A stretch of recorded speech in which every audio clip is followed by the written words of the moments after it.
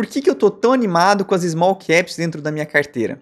No vídeo de hoje eu vou abordar um pouquinho sobre o que eu acredito, o que eu estou enxergando dentro dessa classe de ativos, que são as empresas de baixa capitalização, como é que está a minha exposição dentro da minha carteira e por que eu acredito que a gente está num momento muito interessante para essa classe de ativos. Meu nome é Leonardo Abud e essa é a Matriz dos Investimentos. Lembrando, pessoal, que esse vídeo não se trata de uma recomendação de investimentos. Então, pessoal, vamos lá. Vamos entender um pouquinho. Primeiro, para quem não conhece, né, uma small cap é uma empresa de baixa capitalização, ou seja, tem um baixo valor de mercado dentro da bolsa. Por exemplo, a gente tem ali as large caps, que é a Petrobras, a Vale, que são empresas gigantescas, mas a gente também tem empresas menores, que tem ali 500 milhões, 1 bi, até, eu considero uma small cap até 5 bilhões de reais, que seria mais ou menos 1 bilhão de dólares. Então, vamos entender um pouco sobre como é que foi o investimento de small caps e por que hoje me parece um ponto de entrada, né, bem assimétrico. Bom, primeiro, olhando aqui, a gente tem um índice chamado Small, que está aqui o SMLL. Esse índice Small ele existe desde 2005, então, no meu entender, é um histórico até que curto, por incrível que pareça. De ponta a ponta, a gente nota que o Small não teve ali um grande retorno acima do Ibovespa. Então, de 2005 para cá, o Small retornando 362% contra o Ibovespa retornando 317%.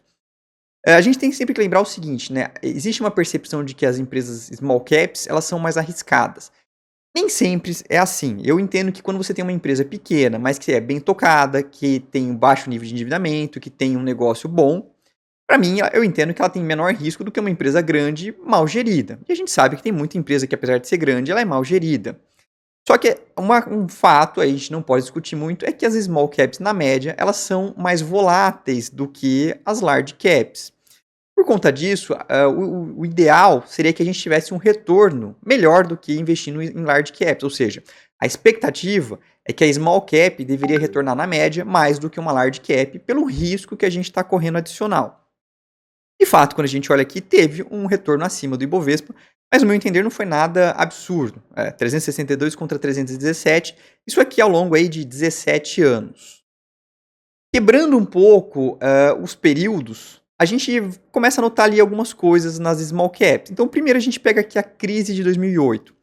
O small cap está nesse verde escuro e o Ibovespa nesse verde claro. A primeira coisa que a gente nota é que na queda, o que a gente chama de drawdown, foi mais intenso para as small caps, ou seja, as small caps caíram mais do que o Ibovespa. No retorno, no entanto, eles também vieram com mais força. Então, assim, de ponta a ponta na crise de 2008, a gente teve que o Small e o Ibovespa tiveram ali um retorno praticamente idênticos.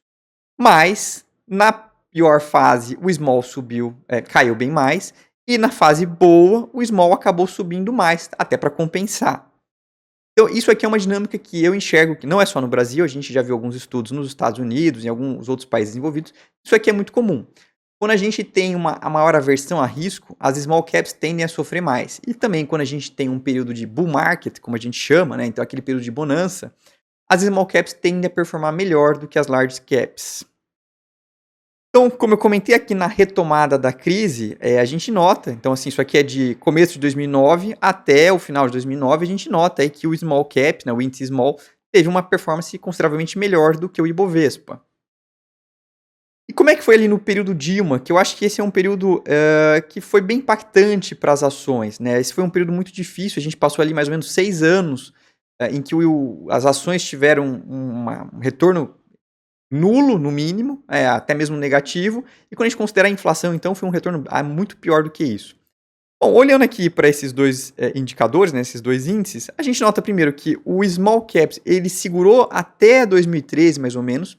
Isso porque o que acabou acontecendo foi que as empresas do setor doméstico acabaram performando melhor.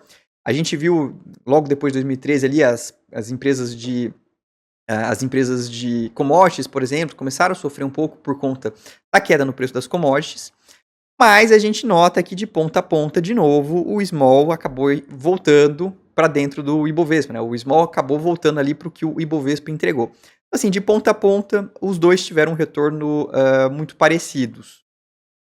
Bom, e aí depois da saída da Dilma, a gente teve ali 2017, o mercado entrou no que a gente chama de um bull market. Antes logo da pandemia, né, então assim, um pouco antes da pandemia, a gente teve uma performance muito boa para as ações aqui no Brasil. Então de 2017 até o início da pandemia, o mercado foi muito bem. E se a gente pega esse período, esse mini bull market aí, a gente nota que o small foi bem melhor do que o Ibovespa. Então o small teve um retorno de 158%, contra o Ibovespa retornando 91%. Em especial aqui a gente nota que em 2019 foi aonde o small acabou outperformando, como a gente fala, muito fortemente aí o Ibovespa. Então, de novo, essa é a dinâmica que eu enxergo muito no índice de small caps, tá? É um índice que, quando as coisas vão mal, ele acaba sofrendo mais. Até porque, nessa aversão a risco, são empresas que têm menor liquidez na bolsa, então para você sair vendendo uma posição grande, você vai acabar amassando, como a gente fala, né? Você acaba amassando o papel, derrubando muito mais o preço para poder sair daquele ativo. Então, assim, e também quando a gente tem um bull market, eles acabam performando melhor do que as large caps. E aí, o porquê que eu tô com uma posição grande em small caps, qual que é um pouco aí da minha tese?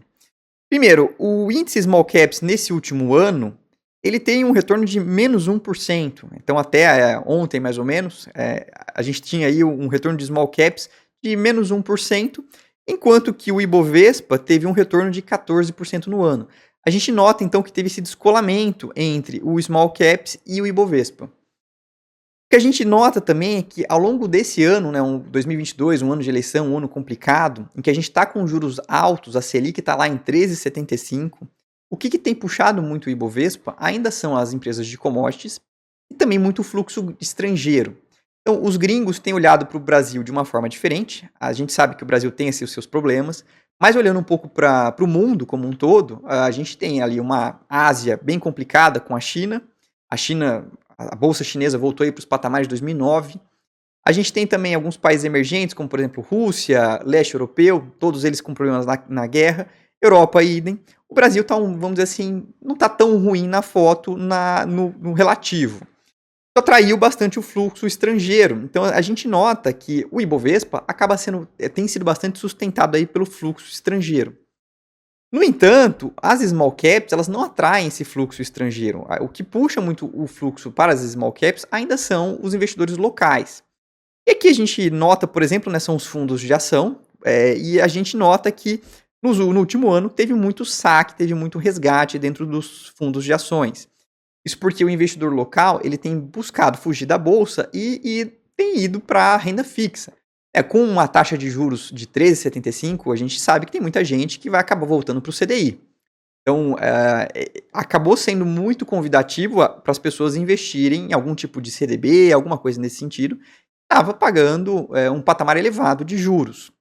Isso faz com que os fundos de ações acabem tomando resgates e acabem vendendo suas posições em small caps.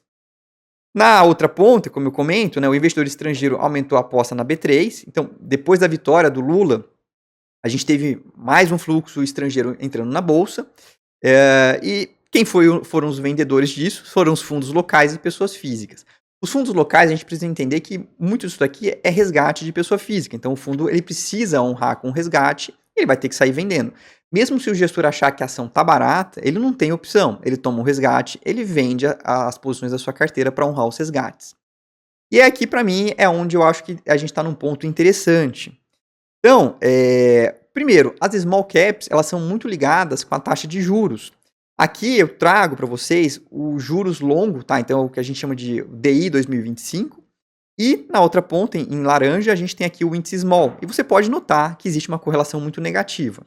Quando os juros futuros sobem, a gente tem uma queda no índice small caps.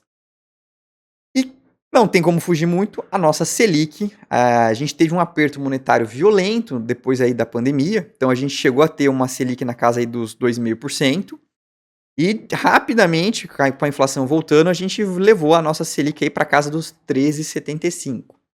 Não tenho dúvida que a Selic bate demais nas small caps, bate no resultado financeiro das empresas e bate porque as pessoas que são compradoras dessas ações acabam migrando das ações para renda fixa, vendem suas ações, compram renda fixa.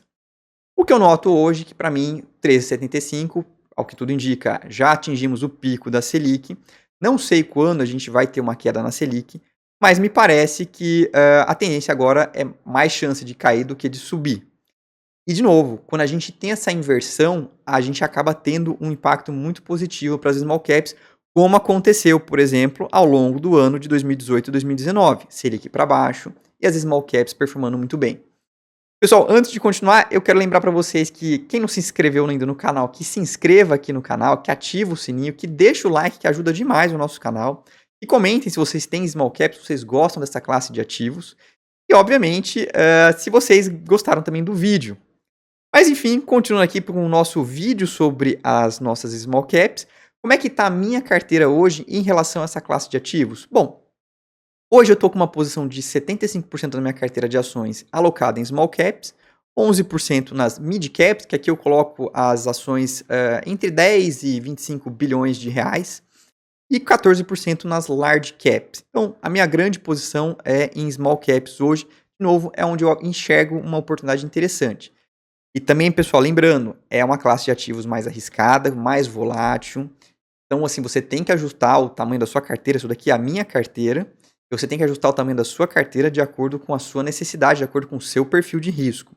Então, não vão sair fazendo loucuras, porque se de repente o mercado demora, se de repente vem algum novo problema, eu tenho certeza, assim, as small caps vão sofrer.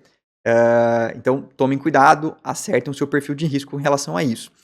E também lembrando, pessoal, que a gente vai ter a nossa live nesta semana. Então, para quem me acompanha, a gente sempre faz as nossas lives aí na quarta-feira. Então, essa quarta-feira, dia 9 de novembro, às 20 horas, eu vou fazer uma live. Vou aproveitar para falar um pouquinho sobre a minha carteira e também sobre os resultados das ações que têm saído. Então, a gente está em temporada de balanços, muitas ações divulgando seus resultados. E a gente vai conversar um pouquinho sobre isso na nossa live de quarta-feira. Não percam. Bom, pessoal, falar um pouco sobre a minha carteira também, algumas posições que eu tenho de small caps. Uma delas é a Moura do B.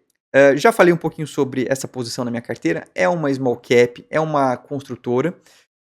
O que eu noto é que hoje ela está negociando ali na casa do 0,58, 0,55 do valor patrimonial, enquanto que as empresas maiores, tipo Exetec e Cyrela, negociando acima de uma vez o valor patrimonial. Claro que não é só a questão de ser uma small cap. Exetec e Cyrela são empresas que têm uma qualidade comprovada superior ao que a Moura do B entregou nos últimos anos, né? A Moura do B ela acabou de sair de um processo difícil de dívidas e etc. Enquanto que a Exetec e Cyrela são empresas que são grandes empresas muito bem estabelecidas aqui em São Paulo. Apesar disso, a Moura do B é uma empresa que hoje é caixa líquido, ou seja, tem mais caixa do que dívida, muito bem estruturada no Nordeste, saudável. E por conta disso, é uma das minhas ações favoritas, né? Uma das maiores posições que eu tenho dentro da minha carteira, e é uma small cap. Na sequência, uma outra posição também é a Priner. Essa é uma outra posição que entrou aí na minha carteira, sei lá, tem mais ou menos um mês e meio. É uma posição que eu acho muito interessante, o pessoal tem entregado a cada trimestre uma melhora dos seus resultados.